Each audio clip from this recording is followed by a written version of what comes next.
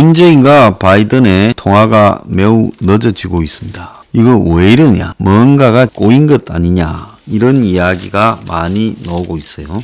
제가 어제 라이브에서도 말씀드렸지만은 이 두 사람의 전화가 늦어지는 이 부분이 한미 간의 관계에서 이상 징후가 분명히 드러나고 있는 증거다라고 이야기까지 나와요. 그래서 지난 주말쯤에는 통화가 되지 않겠나 했는데 바이든이 주말에 좀 쉬러 갔던 모양이고 미국 시간으로 1일, 한국 시간으로 2일 어제 통화를 하려면 했어야 되는데 어제도 안 됐어요. 그래서 미일 간의 통화를 28일 날 했는데 자, 그 직후에 통화가 이루어질 거라는 관측이 나왔고 정의용 외교장관 후보자도 그렇게 말했지만은 주말을 넘겼고 주 초에도 지금 이루어지지 않고 있어요. 바이든이 지금 미국 내에 좀 바쁜 일이 있겠지만은 그렇지만은 바쁜 업무 시간 안에도 해외 정상하고 통화하는 시간을 일부러 내서 어렵게 계속 통화를 해오고 있다라는 점에서 볼 때 바이든 행정부에서는 북한의 비핵화 문제에 대해서 별로 말하고 싶지 않다라는 겁니다. 현재 시점에서 한반도 문제는 전혀 제가 여러 차례 말씀드린 것처럼 우선순위가 아니고 그거는 그만큼 답이 나오기가 어렵다고 보는 거죠. 그래서 외교 전문가들은 바이든 정부의 속도를 보면 한반도 정책의 틀을 확정하는데도 상당한 시간이 걸릴 거다라고 말을 합니다. 제가 듣기로는 9일날쯤 한반도 전문가들이 모여가지고 논의를 해서 전체적인 방향을 좀 가이드라인을 잡지 않겠는가 하는 이야기까지도 나와요. 그러면 한반도 평화 프로세스라 해서 북한의 비핵화 부분에 바이든이 트럼프처럼 적극 나설 거라는 한국 정부의 언급은 다 뻥에 그친 거죠. 야권에서는 지금 시진핑과 문가리의 통화가 결정적인 한미 정상 통화를 연기시킨 원인이 아니냐. 그래서 바이든 행정부가 문하고 시하고 통화한 다음에 또 통화할 때는 이 한국과 중국의 속도 없는 미국을 보여준 거다라고 해석될까봐 이런 부분에 대해서 한 템포 넘겨서 좀 뒤로 밀어버리라 이렇게 됐다고 봐야 된다는 겁니다. 자, 어제 미국의 블링컨 국무장관은 대북 정책이 추가 제재도 있고 외교적 인센티브도 같이 있을 것이라고 사실상 좀 하나마나한 이야기를 했습니다. 북한을 핵 보유국으로 인정할 거냐라는 질문에 이건 문제다. 시간이 지나면 더 악화될 나쁜 문제다라고 하고 행정부의 여러 행정부에 걸쳐서 더 악화된 문제라고 인정한 것이 내가 처음이 아닐 거다. 대통령에게 우리가 쓸 수 있는 가장 효과적인 수단 사용을 보장하도록 정책을 살펴보겠다. 한반도 비핵화를 진전시키고 북한의 무기에 의해 커지는 문제를 대처하기 위한 것이다라고 말을 하며 김정은과 조 바이든 회담을 하려면 뭘 해야 되느냐라고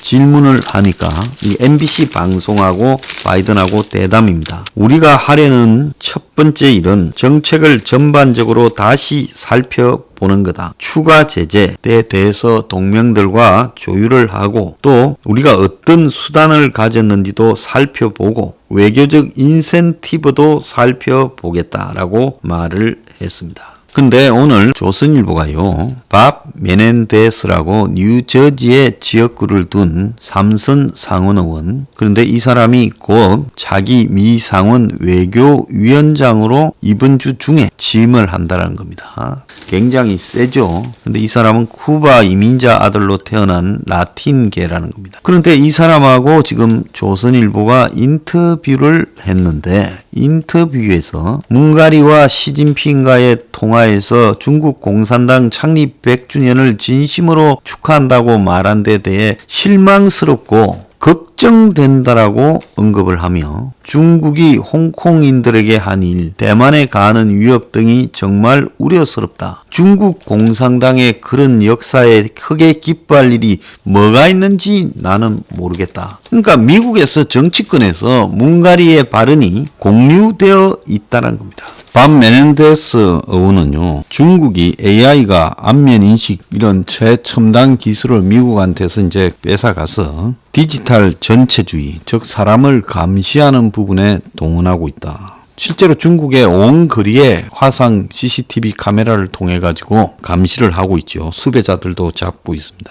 문이 시진핑을 띄워주기 위해, 띄워주다라는 이 표현을 플래트, 아부하다, 아첨하다 이런 표현을 썼습니다. 영어로는요. 시진핑한테 아첨을 하려고 그런 말을 했을 수 있지만은 중국 공산당의 가치가 우리가 세계나 한국과 공유하는 가치가 아니라는 것을 우리는 잘 이해해야 된다. 그러니까 중국 공산당이 가지고 있는 가치는 그 자유민주 사회의 서방 국가들이 가지는 가치와는 엄청난 차이가 있다는 겁니다. 그러면서 놀라운 이야기를 했어요. 이러려고 우리가 함께 피를 흘리고 한국의 방어와 한반도 비핵화를 위해서 계속 자원을 투입하는 게 아니다. 우리가 한국에 미둔 주둔시키고 무기 이렇게 투입하고 하는 게 중국한테 아첨하라고 하는 게 아니다라고 매우 냉정한 이야기를 했습니다. 미국은 한국이 중국에 맞서 반드시 미국 편을 들으라고 이렇게 양자택일내라고 강요한 건 아니지만 아주 파괴적인 전쟁을 하고 난 이후에 한국을 강한 나라, 세계 경제 호랑이로 만드는 원칙을 옹호해라. 즉 자유민주 사회에 대한 한국이 가지고 있는 확신은 있어야지 공산당을 찬양하고 번영하라고 이야기를 하면 되냐라는 겁니다. 그래서 이거는 미중 간에 대해서 미국 편을 드는 게 아니라 공유한 민주주의, 자유시장, 법치, 반부패, 그리고 분쟁의 평화로운 외교적 해결, 인권 같은 이런 가치를 수호하기 위한 문제다. 한국에 문가리는 이런 생각이 있냐고 사실상 반문하는 겁니다. 한국인들이 민주주의 그리고 국제 질서를 준수하고 법치, 공정하고 개방된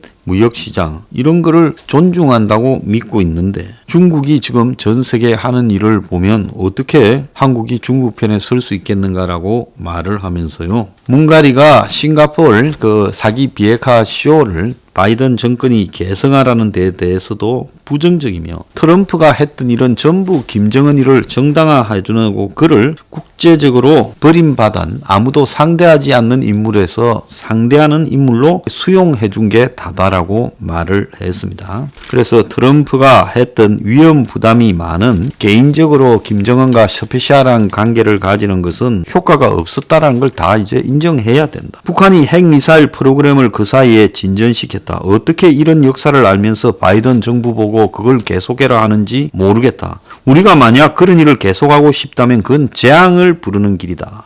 굉장히 심한 소리를 했습니다. 오늘 조선일보가 아주 깨알같이 잘 썼네요. 대북 전단 금지법에 대해서도 문이 그것을 도발하는 것이라고 볼 수도 있겠지만은 나는 그래 안 본다. 정보의 흐름은 보편적 인간의 권리다. 북한 사람들에게 정보를 주는 것은 중요하고 그들이 고통을 받을 때 우리가 그들 편에 있었다는 것을 보여줘야 된다. 바이든 행정부는 전 세계적으로 인권 민주주의를 기치를 하려는 미국의 가치를 보여줄 거다. 그래서 상원 외교위원회가 북한 인권 문제를 제기할 걸로 기대한다. 이 사람이 이번 주에 상원 외교위원장이 되는데 여기에서 북한 인권 문제, 전단법 등을 다루겠다고 하는 겁니다. 어제 박상학 씨하고 이야기를 해보니까 한 달 동안 미국에 거주해서 이런 문제를 다루는데 협조하기 위해서 가 있다고 이야기를 하더만요. 좋은 성과를 거두고 오길 바랍니다. 자, 그래서 대북 제재 완화 해제 가능성에 대해서는 북한이 어떻게 하는가에 달려 있어서 북한이 핵 프로그램을 포기하고 국제 사찰을 받고 그러면 해주겠다. 근데 그건 북한한테 달려 있는 거 아니냐. 그러면서 송영길 한국 외교위원장이 지난달 1월 6일 미 의회 난입 사건 때